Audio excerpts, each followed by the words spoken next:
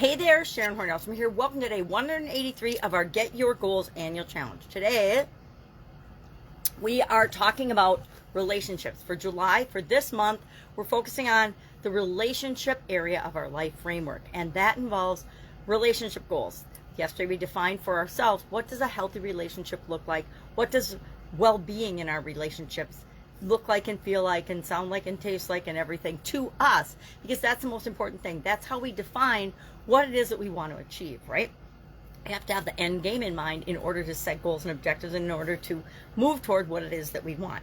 Today, our topic is relationship core values. Now, core values, of course, are those values, those things that are near and dear to your heart, that are most important to you.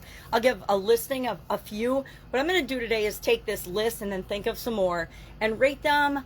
How important is that on a scale of 1 to 10, 10 being super duper important, gotta have it in my relationships, to, you know, if I don't care at all about it, then it'd be probably a 0, 1, 2, 3, 4 maybe. It'd be less than average anyway, as far as importance to me.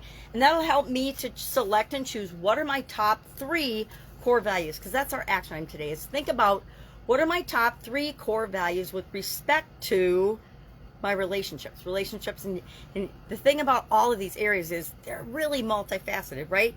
Relationships could be with your children, your grandchildren, your aunts, uncles, cousins, friends, sisters, brothers, siblings, parents, grandparents, peers, people you work with, people in your industry. If you're a business owner, people in the same niche as you, or people that you have mentors and coaches, all types of relationships, right? Maybe you got a shrink.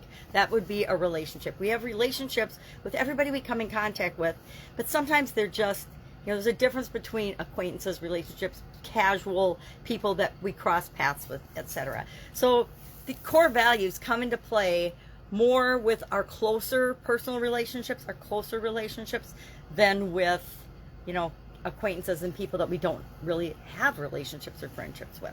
So what are some of these possible core values?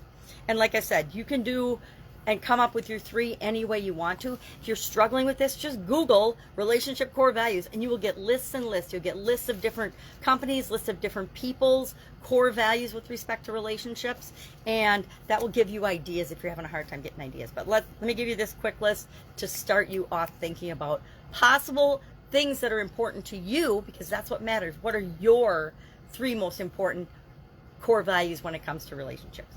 So, and I just am noticing right now, I don't even have love on this list. So I'm going to add that to the bottom of my list. Like I said, it was just a quick brainstorm list last night, so it's definitely not all inclusive. And I didn't look up what are some core values that would be with respect to relationship, but I will do that today. All right, communication. How important is communication important to you in your relationships? For some people, it's not. They don't care what the other person has to say. They just want to make sure that they get heard. Trust. How important is trust in your relationship? Respect. How important is respect in your relationships? Compatibility. How alike and different do you like to be in your relationships? Emotional support, growth and development.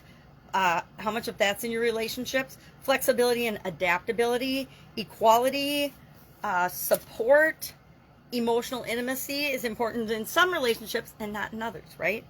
Honesty and shared values, and then I just added love. And I'm sure there's a whole bunch more, but those are the ones off the top of my head. Like I said, since I'm not sure exactly what mine are, I'm going to work through an exercise where I rate each of these on how important is communication to me, scale of 1 to 10. I'm going to say it's an 8, a 9, or a 10. How important is respect to me? Meaning, I give respect and I receive respect back. Here's the rub with this stuff. You cannot expect other people to treat you the way you want to be treated when you treat them in ways that are not the same or not equally respectful, right?